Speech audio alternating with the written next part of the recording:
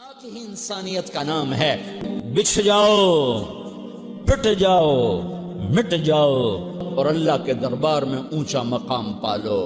لوگوں کی سہنا سیکھ لو، لوگوں کے زخم سہنا سیکھ لو۔ اسے ٹوٹنے دو، اسے ٹوٹنے دو۔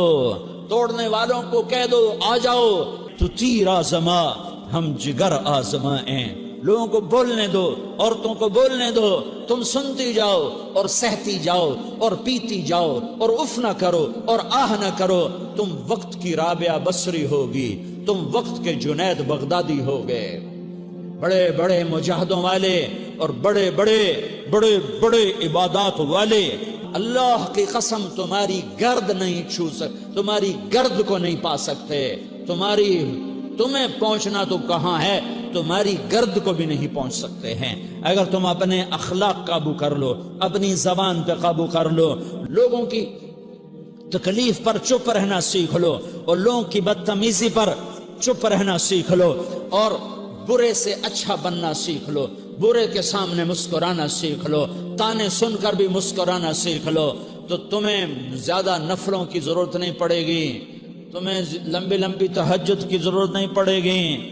تم وہاں پہنچو گے جہاں کوئی نہ پہنچ سکے گا، تم ادھر جاؤ گے جہاں کوئی نہ جا سکے گا، تمہارے مقامات کو کوئی پا نہ سکے گا آخرت میں، نہ دنیا میں نہ آخرت میں۔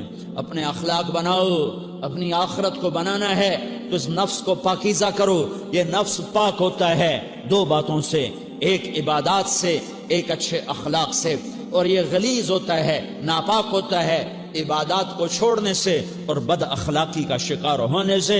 بد اخلاقی سب سے بڑی غلاظت اور کبیرہ گناہ سب سے بڑی غلاظت ہے، اور عبادات سب سے بڑی خوراک ہے، سب سے بڑی پاکیزگی ہے۔ اچھے اخلاق سب سے بڑی خوراک ہے، سب سے بڑی پاکیزگی ہے۔ گناہوں کا چھوڑ دینا سب سے بڑی طہارت ہے۔ یہ کرو گے اللہ تمہیں چمکائے گا، تمہاری دنیا بھی بنائے گا، تمہاری آخرت بھی بنائے گا۔ یہ اخلاق سیکھنے پڑتے ہیں، عبادات کو سیکھنا پڑتا ہے۔ اللہ کے راستے میں جاؤ، اللہ کے راستے میں پھرو اور اپنے اخلاق بھی بناؤ، اپنا ایمان بھی بناؤ، اور مرتے دم تک یہ محنت کرتے رہو کرتے رہو کرتے رہو۔ کرتے کرتے موت آ گئی تو جو ادھورا پن ہے اللہ دور کر دے گا۔ اور کوشش کرو 24 گھنٹے کی زندگی میں اس زبان پہ خیر کے سوا کچھ نہ نکلے۔ تو لمبے ذکر نہ کرو، لمبے قرآن نہ پڑھو، لمبے نفل نہ پڑھو، میری ایک مان لو، یہ زبان پہ قابو پالو، اس زبان کو بند کرنا سیکھ لو، اسے ہونٹوں تلے، اسے دانتوں تلے دبانا سیکھ لو۔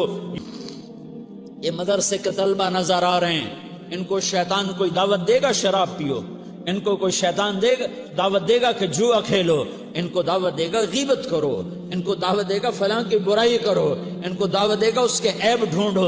یہ اس گناہ کی مار دیتا ہے، اس میں ایسی مار دیتا ہے کہ نمازیں صاف ہو جاتی ہیں، عبادات صاف ہو جاتی ہیں، علم صاف ہو جاتا ہے، تبلیغ صاف ہو جاتی ہے۔ ہمارے استاد مولانا زار شاہ صاحب رحمۃ اللہ علیہ ہمیں فرمایا کرتے تھے، جب وہ کبھی غیبت کی نفرت بٹھاتے تو فرمایا کرتے تھے تم سب سے زیادہ کمائی کرنے والا طبقہ ہو طلبۃ العلم، لیکن ایک بول بول کر ساری کمائی پہ پانی پھیر دیتے ہو۔